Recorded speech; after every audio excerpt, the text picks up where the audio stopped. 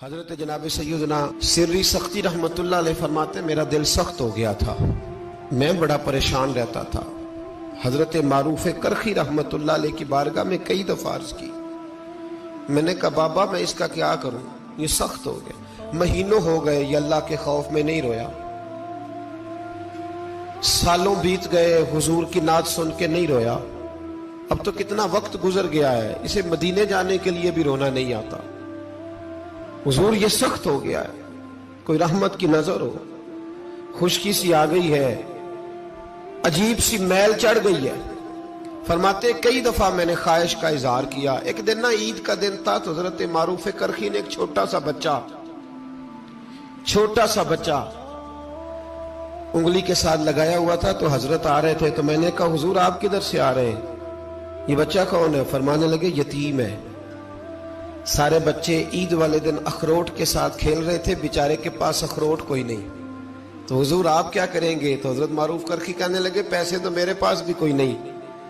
اخروٹ خرید کے دینے کے، میں یہاں سے کھجوروں کی گٹھلیاں چنوں گا، وہ گٹھلیاں بازار میں بک جاتی ہیں، میں یہ گلیوں سے گٹھلیاں چنوں گا اور چن کے میں نے کہیں بیچوں گا،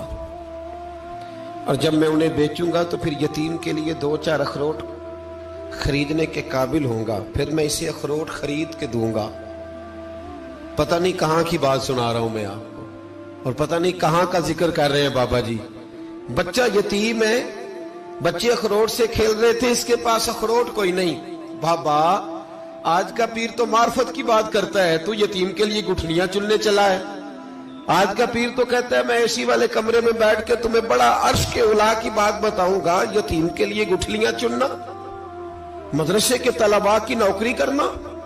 یتیموں کا، غریبوں کا، ان مجبوروں کا خیال کرنا، یہ تو رواج ہی نہیں ہے آج کا۔ بابا تو کیا کہانی سنا رہا ہے؟ تو حضرت معروف کرخی کہنے لگے گٹھلیاں چنوں گا، پھر انہیں بیچوں گا، پھر جب کچھ پیسے ملیں گے نا تو میں اسے اخروٹ خرید کے دوں گا، اور فرمانے لگے جب یہ اخروٹ سے کھیل کر ہنسے گا نا تو اللہ میرے دل کو سکون عطا فرمائے گا۔ میں گٹھلیاں چننے جا رہا ہوں، میں مزدوری کرنے، تیری تلاش میں پھرا میں جنگل، پہاڑ اور دشت میں۔ تو حضرت سری سختی فرماتے ہیں میرے گھر میں پیسے تھے، میں نے کہا حضور اگر یہ نوکری مجھے مل جائے تو میں غلام جو ہوا، اگر مجھے دے دے یہ نوکری تو میں نہ کر لوں؟ فرمانے لگے تو کر لے۔ فرماتے میں اس یتیم کو پہلے گھر لے گیا، وہاں سے میں نے پیسے لیے، پھر بازار لے گیا، کپڑے خریدے، اس کے لیے ٹوپی خریدی، پھر میں نے اسے 2 کھجوریں کھلائیں، پھر اخروٹ خرید کے دیے۔ حضرت سیدنا معروف کرخی کہتے ہیں اس کو میں نے چیزیں دے کے نا، وہ بچہ تھا، بچے ہی ہوتے ہیں، میں نے جب اسے اخروٹ دیے تو وہ دوڑنے لگا، میں بھی ہلکا ہلکا پیچھے چلنے لگا۔ فرماتے ہیں وہ جا کے بچوں کے گروہ میں مل گیا، وہاں درجنوں 20 بچے کھیل رہے تھے، وہ مل گیا، وہ کھیلتا رہا۔ آپ فرماتے ہیں لوگوں اس دن میرے رب نے میرے دل کو اپنے قرب کی لذت بھی عطا کی، اور میرا دل تھا میرے سینے پر ساری رات، تھا میرے سینے میں میرا دل، پر ساری رات میرے نبی کے قدموں کا طواف کرتا رہا ہے۔ اب نہ لگ گیا ہے، پاک ہوئے تے پاک بھی ملدا ہے، اے بنا پاکوں پاک نہیں ملدا۔ سادے وجود نو تون دے نالوں اکو تولا ٹکڑا دل دا، دل لگا کے، دل لگ جائے تو پھر وہ لگ جاتا ہے۔ آپ یقین کریں لگتا ہے تو مزہ دیتا ہے، اور جب تک لگتا نہیں پھر کوئی بھی کیف سرور حاصل۔ امام زین العابدین رضی اللہ تعالیٰ عنہ مولا علی شیر خدا کے پوتے، امام حسین کے صاحبزادے، سیدہ پاک کی پیاری نسل، امام زین العابدین گھر میں نماز پڑھ رہے تھے، غور کرنا بات پہ، گھر پہ نماز پڑھ رہے تھے، گھر میں آگ لگ گئی۔ جب آگ لگی ہے تو پھر شور بھی ہوتا ہے، کچھ لوگوں نے شور مچایا، آگ آگ آگ، دور دراز سے لوگ دوڑے، آپ کا ایک چھوٹا بچہ بھی پاس سویا ہوا ہے، آگ لگ گئی، شور ہو رہا، دور دراز سے لوگ پانی لے کے دوڑ رہے ہیں، آگ بجھائی جا رہی، امام صاحب نماز پڑھ رہے ہیں، حکم ہے کہ ایسی ایمرجنسی دیکھو تو نماز توڑ دو، پر اس کے لیے جو دیکھے ہی نہ، جسے سوجے ہی نہ ہو کیا رہا۔ امام زین العابدین پڑھتے رہے، نماز مکمل ہوئی تو آپ کی زوجہ کہنے لگی اللہ آپ پہ رحم کرے، گھر میں آگ لگ گئی تھی، سارا محلہ، سارا گاؤں، سارا شہر ٹوٹ پڑا، بچہ سویا ہوا تھا، آپ نے توجہ ہی نہیں کی۔ تو آپ فرمانے لگے ہلکی سی بن بناہٹ ہوئی تھی میرے کانوں میں، پر میں اللہ کی نماز پڑھ رہا تھا، پر میں اپنے رب کی، میں اس کی نماز پڑھ رہا تھا۔ تیرے عشق کی انتہا چاہتا، تیرے عشق کی انتہا چاہتا، تیرے عشق کی انتہا چاہتا، میری سادگی دیکھ کیا چاہتا ہوں، ذرا سا تو دل ہے مگر شوق اتنا، وہی لن ترانی سنا چاہتا ہوں، مجھے کیا خبر ادھر کیا ہو رہا، ادھر میں تو اس کے ساتھ میرا تعلق تھا، میں تو اللہ کی بارگاہ میں حاضر تھا، مجھے کیا پتا۔ بی بی کہنے لگی آگ لگ گئی تھی، تو فرمانے لگے بھلی مانت چپ کر، تم دنیا کی آگ بجھا رہے تھے، میں جہنم کی آگ بجھا رہا تھا، تم لوگ اپنے شور میں تھے تو میں اپنے ذائقے میں۔ الذین ہم فی صلاتہم خاشعون، فرمایا یہ لوگ اپنی نمازوں میں عاجزی کر، دل لگا کے کرتے ہیں جو کرتے ہیں۔